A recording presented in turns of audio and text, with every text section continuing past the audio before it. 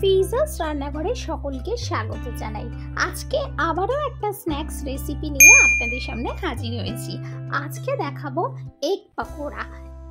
আপনাদের কাছে আমি অনুরোধ করব, একবার হলেও কিন্তু এই এগ পাকোড়াটা আপনারা বাড়িতে বানাতে পারেন। মাত্র দুটো ডিম দিয়ে এত সুন্দর পকোড়া করা যায়, সেটা বাড়িতে একবার ট্রাই না করলে বুঝতেই পারবেন না। তো আমি এখানে দুটো পেঁয়াজ নিয়েছি, পেঁয়াজকে স্লাইস করে কেটে নিয়েছি, আর এখানে নিয়ে নিচ্ছি দুটো ডিম।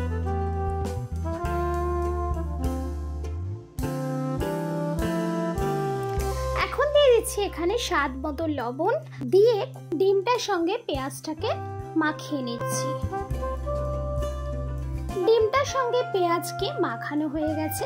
এখন আমি এখানে দিয়ে দিচ্ছি 4 টেবিল চামচের মতো বেসন। এখন এখানে আমি অ্যাড করে দিলাম চালের গুঁড়ো 2 টেবিল চামচ। চালের গুঁড়োটা আমি ব্যবহার করলাম এই কারণে, যাতে পাকোড়াটা একটু মচমচে ব্যাপার হয়। আর এখানে দিয়ে দিলাম আদা বাটা 1 টিস্পুন, রসুন বাটা 1 টিস্পুন, দিয়ে দিলাম ধনেপাতা কুচি, আর দিয়ে দিচ্ছি কাঁচা লঙ্কা কুচি।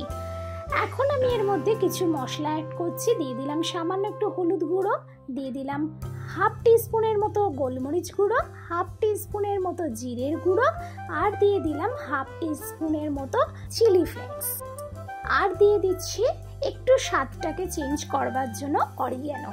এবার সমস্ত উপকরণকে হাত দিয়ে ভালো করে মাখিয়ে নিতে হবে।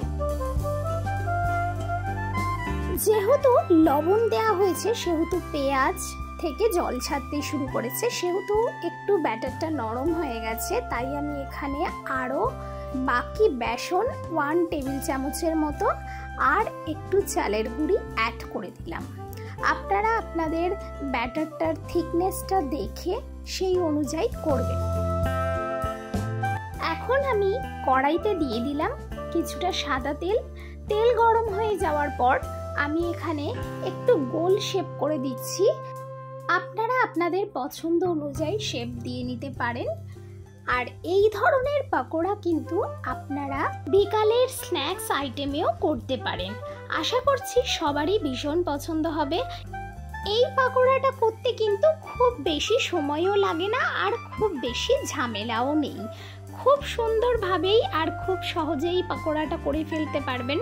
তো আমি সমস্ত পাকোড়াগুলো তেলের মধ্যে দিয়ে দিয়েছি। এখন উপর থেকে একটু তেল ছিটিয়ে দিচ্ছি, যাতে উপরটাও খুব সুন্দরভাবে ভাজা ভাজা হয়। এখন আমি এক সাইড হয়ে গেছে, আমি পাকোড়াগুলোর আরেক সাইড উল্টে দিলাম, যাতে খুব ভালোভাবে দুটো সাইড খুব সুন্দরভাবে ভাজা হয়ে যায়। রেসিপিটি যদি ভালো লেগে থাকে, যারা ইউটিউব থেকে দেখছেন তারা চ্যানেলকে সাবস্ক্রাইব করে পাশে থাকা বেল আইকনটি প্রেস করবেন, যাতে সবার প্রথমে নোটিফিকেশনটি আপনার ফোনে পৌঁছে যায়। আর যারা ফেসবুক পেজ থেকে দেখছেন তারা পেজকে ফলো করে পাশে থাকবেন নিত্য নতুন রেসিপি পাওয়ার জন্য।